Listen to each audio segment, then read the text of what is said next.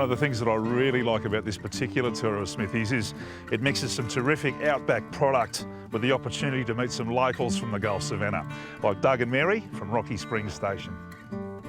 Originally banana and sugarcane farmers from Innisfail, they moved to Rocky Springs Station, which is just over 300 kilometres from Cairns, in the year 2000. So, good afternoon everybody and welcome to Rocky Springs. G'day Doug. Mary and I bought this place in 1984 and the area is about 20,000 hectares. Doug's a pretty humble man, so he would be the last to blow his own trumpet. But he's doing some really interesting things on the land, and not because he has to, but because he wants to. We manage the place quite differently to how it was done originally. Conventionally, cattle are put in a paddock and they graze there all year, but we like to rotate our cattle, divide it up into several paddocks so that we could work it easily, and the cattle graze an area and then it's rested for a period of the year. Doug uses dogs to do their mustering, and if you've been lucky enough to see working dogs at work, you'll know that it's a treat to watch them in action. Eric, push him in. Just steady. Victor, sit there. Victor, sit. Steady. What's enjoyable about seeing it go well?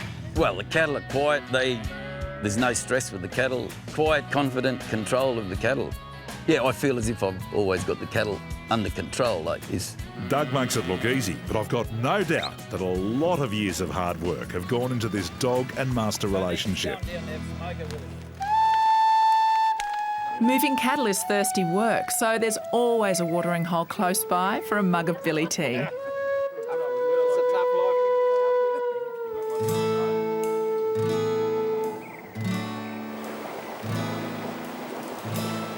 Woodleigh Station is also a working cattle property, running about 2,500 head on about 17,000 hectares.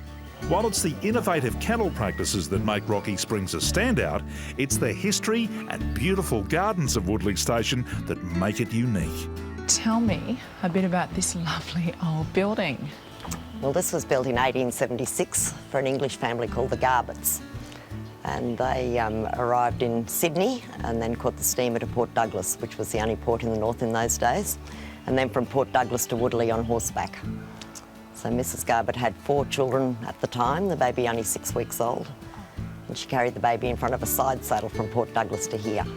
What a different life. Take my hat off to her. My goodness. So this is the original building from their time. It is.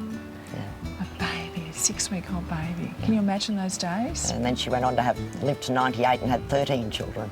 Oh my goodness. So They bred them tough back then, didn't they? they did. Kate's great-uncle took over the property in 1913, and her great-aunt brought along her green thumb. That is probably the most impressive bougainvillea I have ever seen. How old is that and how big and who planted it? Well, it was planted in 1913 by my great aunt when our family first arrived here. And it's the old common purple one, as you can see, but it flowers for about 3 months every year and it's absolutely beautiful. Woodleigh Station is just one of the highlights of Outback Aussie Tour's Gulf Savannah 12-day tour.